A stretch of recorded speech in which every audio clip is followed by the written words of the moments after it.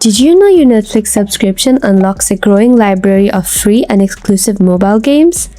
But if you want to jump into action, connect with friends, and dominate the leaderboards, you'll need a unique Netflix game handle.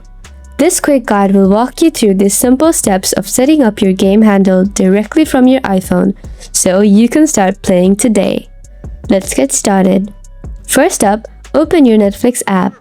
Now, on the profile selection menu, you'll see an edit icon. Tap on it.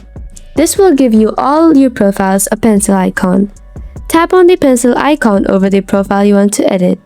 Now, here is the game handle option. Tap on it.